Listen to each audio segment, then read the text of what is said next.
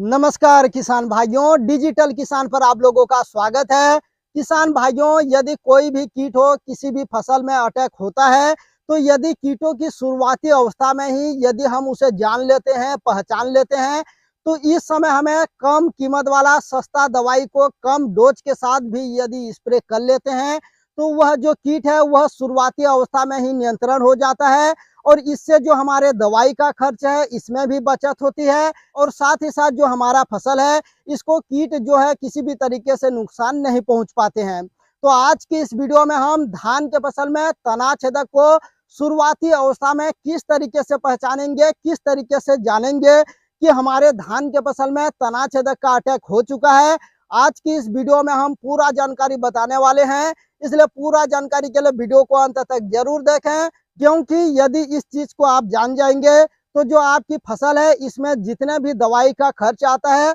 लगभग वो पूरी तरीके से आधा हो जाएगा। तो पूरा जानकारी के लिए वीडियो को अंत तक जरूर देखें। जानकारी पसंद आए तो वीडियो को ज्यादा से ज्यादा लाइक करके शेयर कीजिए, जिससे कि दूसरे किसान भाइयों को भी लाभ मिल सके। चैनल पर नए हैं तो सब्सक्राइब करके बेल वाले घंटे को जरूर दबा दीजिए, क्योंकि हम खेती से संबंधित इसी तरह के रियलिटी जानकारी लाते रहते हैं। तो किसान भाइयों, चलिए शुरू करते हैं।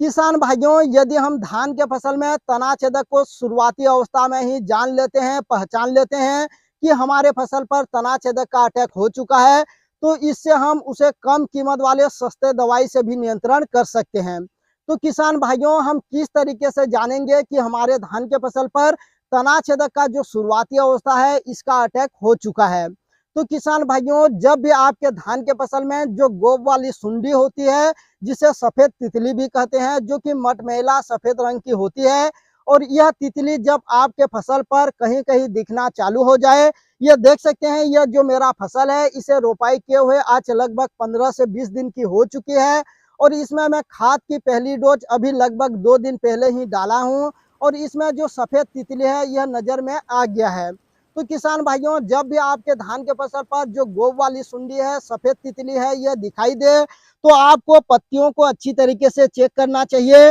ये मैं आपको दिखा देता हूँ, ये देख सकते हैं जो पत्ती है, यहाँ पर मैं 3 से 4 पत्तियां लूंगा, आपको ये देख सकते हैं, और ये तीनों से चारों पत्तियों पर देख सकते हैं जो गोब वाली सुंडी होती है इस पत्तियों पर बैठती है। जब गोब वाली सुंडी अपने लाइफ साइकिल पर आती है और आपकी फसल पर लगभग 3 से 4 दिन रुक जाती है, तो ये देख सकते हैं पत्तियों पर यहाँ पर अंडा देने लगती है, और इस अंडे से फिर यहाँ पर लार्वा का जन्म होता है। इस लार्वा से ये देख सकते हैं, यह लार्वा लगभग 5 से 8 दिन के बाद फिर से इल्ली बन जाती है, और यही इल्ली तने के अंदर जाकर तने के जो निचली हिस्सा होता है वहां पर छेद करके तने के अंदर चला जाता है, और फिर तने को काट लेता है, जिसकी वजह से आपकी जो धान की कल्ला है वह पूरी तरीके से कट जाता है, और आपकी फसल पर उत्पादन पर बहुत ही बुरा प्रभाव देखने को मिलता है।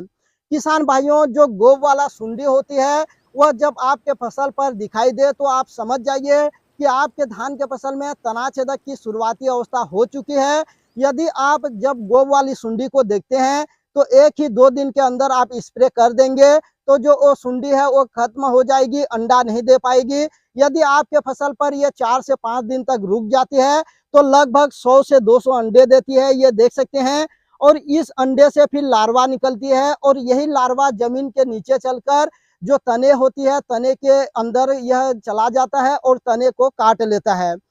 तो किसान भाइयों, जो तना छेदक का कीट होता है इसकी लाइफ साइकिल 40 से 45 दिन की होती है, और यह अपने जीवन चक्र में लगभग 100 से 200 अंडे देते हैं, और इसी अंडे से देख सकते हैं लार्वा बनता है, और यही लार्वा फिर इल्ली में बदल जाती है, और वह इल्ली जो है वह जमीन के अंदर जाकर जमीन के ऊपरी हिस्से में जो तना होता है उसके अंदर छेद करके तना के अंदर जाता है और तना को काट लेता है। इस समय जो तना छेदक का चौथी स्टेज होता है, क्योंकि जो तना है वह पौधे से कट चुका होता है, जो इल्ली है वह अपना काम कर चुका है। तो किसान भाइयों, आपको शुरुआती अवस्था में ही धान के फसल में तना छेदक के लिए कॉन्टैक्ट प्लस सिस्टमिक कीटनाशक को स्प्रे कर देना चाहिए। यदि सुंडी अंडा दे चुका है तो इस समय आप कॉन्टैक्ट और सिस्टमिक दोनों कीटनाशक को स्प्रे कीजिए, और साथ ही साथ इसमें ओबीसाइडल एक्शन भी होना चाहिए, जिससे कि जो सुंडी अंडा दे चुकी है उस अंडे को भी खत्म कर दे, जिससे कि नए लार्वा न निकल पाए। तो किसान भाइयों, यह था धान के फसल में तनाछेदक की शुरुआती अवस्था में ही उसे पहचानने का बहुत ही आसान तरीका। जानकारी अच्छी लगी तो वीडियो को ज्यादा से ज्यादा लाइक करके शेयर कीजिए। साथ ही साथ चैनल पर नए हैं तो सब्सक्राइब जरूर कर लीजिए। फिर मिलते हैं नई जानकारी के साथ अगले वीडियो में। तब तक के लिए जय जवान जय किसान।